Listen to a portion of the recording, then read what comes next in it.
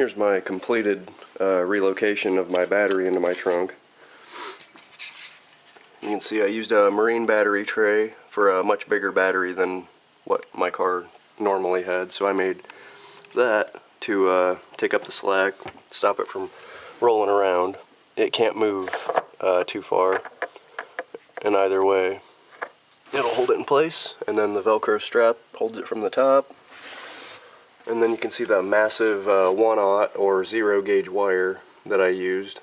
I hit it as well as I could, but there's only so much you can do when it's over a 1/2 inch in diameter. And I've got a 250 amp breaker that's open right now for safety.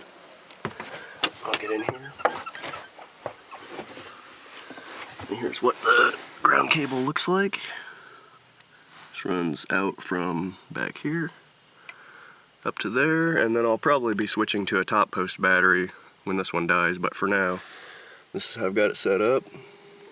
There's the hot wire, runs around here to there, and then you just, that's live, so the car has power now, and then if you want to disconnect the car, and it's now basically the battery's disconnected. I made this little bracket to hold it in place. It was a straight one, I just bent it a little bit, and yeah, it works pretty well. So that's the trunk. Here's the trunk access panel on the back seat. It's kind of handy.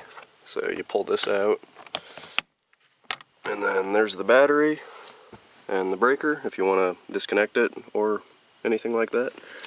And then the wires, just the ground connects down here. I just drilled it into the body of the trunk, and the hot wire runs along the trunk behind the back seat, and then it comes out down here. There's the wire where it comes through the padding. Then I just ran it under the seatbelt pillar down through there, and then it runs along here at the bottom there, and then opening the door you can see some of it there, and it basically runs along that pillar, and it fits, and the door doesn't rub it. There's just enough space. It does stick up a little bit higher than it used to, but it's not too bad. And then it comes along here, and then exits up here. Yeah, goes up here, and then I have it just kind of packed in behind the carpet, and it runs back around the pedals, I think down here, and then there's where it runs up through the firewall, little cutout beside the brake booster. And then that's the inside of the car. And here's under the hood.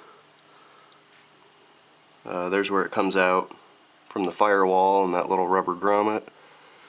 And it runs beside the brake booster, down through here. And I left the air intake out so you could see this.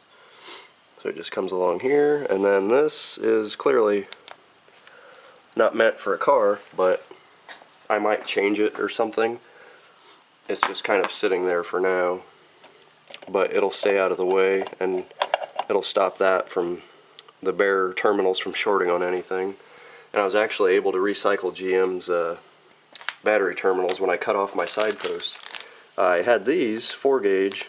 I was gonna just use those, cut the wires, crimp them, but I ended up using those, and you can see here's what it looks like after you cut the cover off.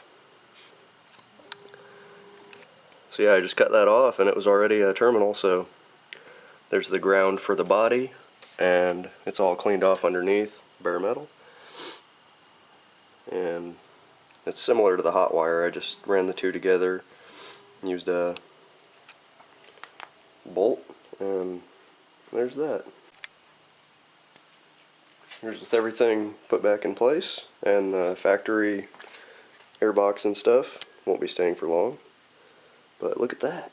So much more room for activities and air intakes and possibly oxidizers.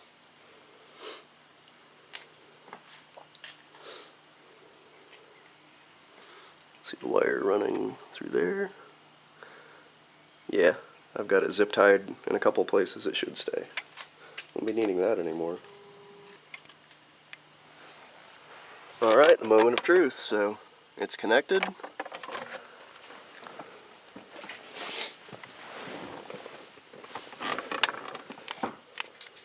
Let's see if it starts. So we've got power. That's good.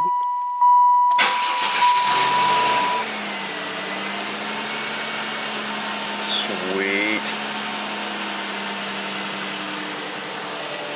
Huh. Well, nothing's on fire or exploding. That's good. Cool.